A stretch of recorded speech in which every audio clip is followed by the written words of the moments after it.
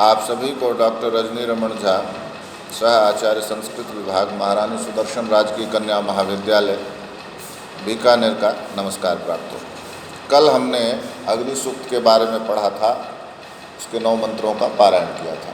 आज हम वरुण सूक्त पढ़ेंगे। जैसा कि आपको कल भी बताया गया था कि हम हर सूक्त में कौन से मंडल का है, देवता कौन है, ऋषि कौन है और छंद क्या है, इसको जानने का पहले प्रयास करते हैं। तो सबसे पहले हम इसमें यह जानते हैं कि इसके वरुण सूक्त के का मंडल जो है प्रथम है देवता वरुण हैं और ऋषि इसके शुनः शेप हैं और छंद गायत्री है। इस तरह से हमने इसको समझा। फिर से इसको मैं दोहरा रहा हूँ कि हमें जब हम किसी सूक्त को पढ़ते हैं, उसका पारायण करते हैं, तो सूक्त कौन से मंडल का है, सूक्त के देवता कौन हैं, सूक्त में छंद कौन सा है और सूक्त के ऋषि कौन हैं, यह अवश्य जानना चाहिए। तो प्रथम मंडल वरुण देवता, शुनः शेप ऋषि और छंद गायत्री, इसको अच्छी तरह से आपने याद कर लेना है वरुण सूक्त में। अब मंत्रों पर चलते हैं। यच्चिद्धिते विशो यथा प्रदेव वरुण व्रतम मिनिमसी द्यवि द्यवि। कहते हैं देव वरुण यथा विषह ते यच्चित,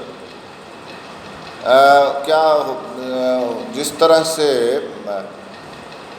प्रजाजन प्रमाद कर बैठते हैं, लापरवाही कर बैठते हैं, उसी तरह से हम भी तुम्हारे संबंध के जो कुछ नियम हैं उसके बारे में प्रमाद कर बैठे हैं। तो इसका क्या अर्थ हुआ? पहले इसको हम इस तरह से समझते हैं कि वरुण जो है, वरुण के बारे में यह माना जाता है कि वरुण दंड देने वाले देवता, तो इसलिए सब उनसे डरते हैं। और वरुण नियमों का पालन कराने वाले देवता हैं।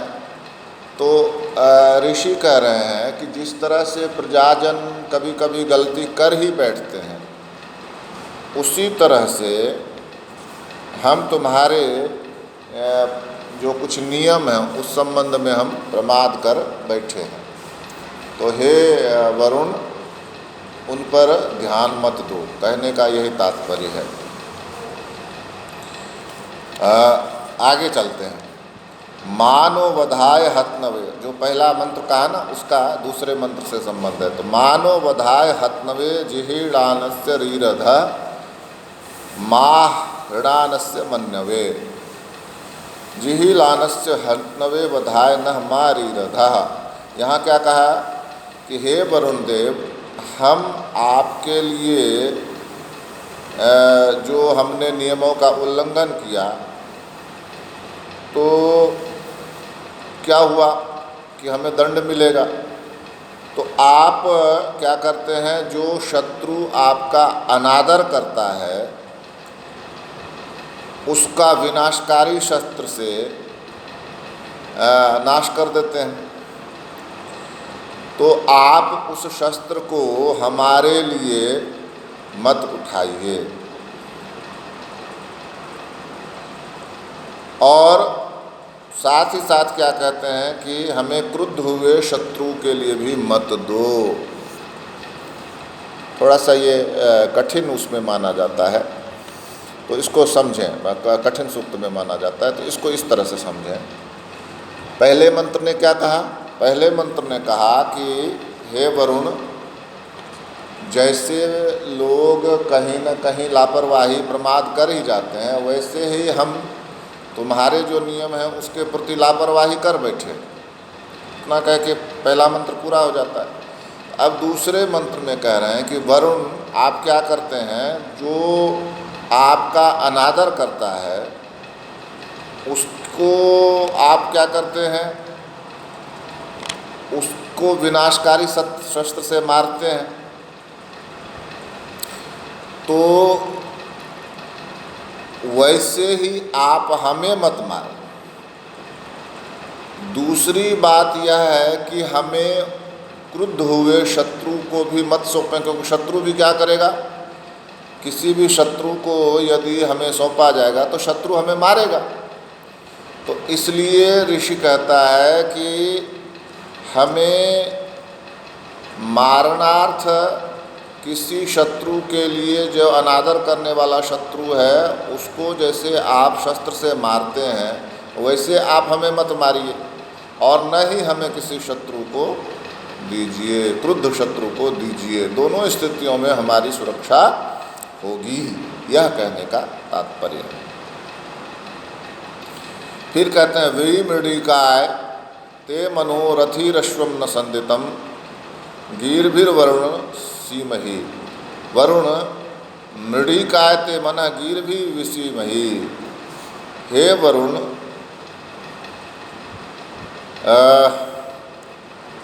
हम मृडिका सुख और कल्याण के लिए ते आपके मन को गीर्भि अपनी वाणी से, स्तुति से, विसीमहि विशेष रूप से बांधते हैं।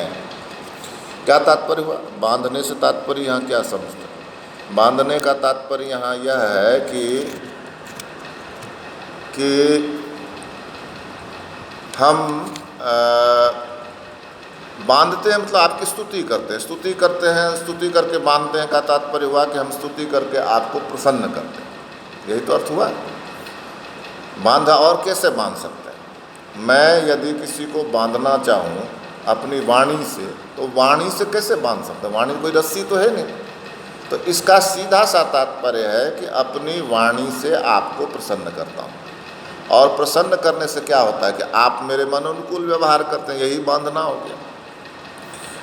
और न रथि संदितम अश्वम, और फिर आगे कहते हैं कि हम आपको उसी तरह से प्रसन्न करते हैं जैसे कोई रथी, रथ को चलाने वाला, संदितम अश्वम, थके हुए घोड़े को प्रसन्न करता है। जब रथ बहुत चल जाता है, घोड़ा बहुत चल जाता है, तो रथी उसको खोलता है, नहलाता है उसको, उसके शरीर की मालिश करता है, जो सारथी होता है, सहीस होता है, वो ऐसा सब करता है, तो वह उस घोड़े को प्रसन्न करता है। तो यहाँ पर ऋषि कहते हैं कि इसी तरह से हे वरुण, हम आपको अपनी स्तुतियों से प्रसन्न करके बांधते हैं, जैसे कोई रथी अपने थके हुए घोड़े को प्रसन्न करता है। आगे क्या कहते हैं? पराहि में विमन्यवः पतन्ति वस्य इष्टये वयो नः वस्ति रूप। यहाँ कहते हैं कि हे ही में विमन्यवः वस्य इष्टये परा पतन्ति, अन्वय न वयः वसति उप। हे वरुण देव, मे विमन्यवः, मेरी जो विमन्यवः, बिल्कुल विनम्र, क्रोध से रहित मेरी प्रार्थना है, वह किसके लिए? वस्य इष्टये, समृद्ध जीवन की प्राप्ति के लिए। वो कहाँ जाती हैं? परापतंती, आपकी ओर जाती हैं। मैं जो प्रार्थना करता हूँ, ऋषि सुनहसेन कहते हैं कि मैं जो प्रार्थना करता हूँ वे प्रार्थनाएं क्रोध रहित हैं, विनम्र हैं, और वे किधर जाती हैं? आपकी ओर जाती हैं। और क्यों जाती हैं? तो समृद्धि के लिए। मैं आपकी प्रार्थना क्यों करता हूँ? समृद्धि के लिए आपकी प्रार्थना करता हूँ, और वह समृद्धि मुझे प्राप्त हो, ऐसी मैं आशा करता हूँ। बड़ा सुंदर उदाहरण देते हैं। कैसे? तो न वयः वसति उप, कि जैसे पक्षी अपने घोंसले की ओर, निवास स्थान यानी घोंसला जो है पक्षी का, उस ओर जाता है, उसी तरह से मेरी प्रार्थनाएं आपकी ओर जाती हैं। पक्षी उस घोंसले में जाके सुखी हो जाता है, उसी तरह से मेरी प्रार्थना जब आप तक जाएगी तो वह सुखी हो जाएगी, यानी मेरी प्रार्थना स्वीकार कर ली जाएगी। और प्रार्थना किस बात की है? समृद्धि के लिए, समृद्धि के लिए प्रार्थना है। ऐसा कौन कह रहे हैं? ऋषि कह रहे हैं।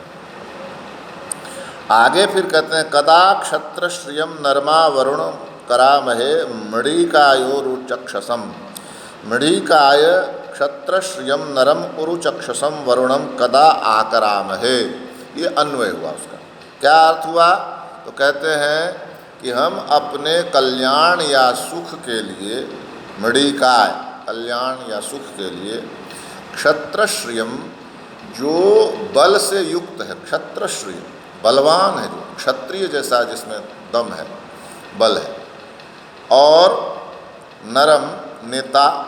नर का एक अर्थ तो पुरुष होता है, एक अर्थ नेता होता है, जो हमको लीड करता है, आगे आगे चलता है। तो यहाँ देवता को भी नेता मानते हैं। तो ऐसे नेता वरुण को उरुचक्षसम, और जो साथ ही साथ उरुचक्षसम मतलब संपूर्ण संसार को देखने वाला है, त्रिकालदर्शी है, ऐसा उरुचक्षसम वरुणम, वरुण को कदा कब आकरामहे बुलाने में समर्थ हो सकेंगे। मृडिकाय अपने सुख के लिए हम, जो वरुण हैं बहुत बलवान है, नेता है और सबको देखने वाले हैं, उरुचक्षुषम दृष्टा है, उनको हम कब बुला सकेंगे? किस लिए? तो अपनी सुख समृद्धि के लिए कब बुला सकेंगे, ऐसा वे ऋषि कहते हैं। कौन से ऋषि? सुनहशेप। सुनहशेप कहते हैं कि हम कब बुला सकेंगे ऐसे वरुण को। तो कहते हैं आगे छठा मंत्र, तदित समान माशाते वेनंता न प्रयुक्षतः धृतव्रताय दाशुषे। धृतव्रताय दाशुषे, जो नियमों का पालन करने वाला है और हवि प्रदान करने वाला है, ऐसे वेनंता, ऐसे वेनंता, ऐसे यजमान के लिए भला चाहते हुए, तत् उस हविष्यान को समानम एक जैसे आशाते भक्षण करते हैं, न नहीं प्रयुक्षतः उपेक्षा नहीं करते हैं।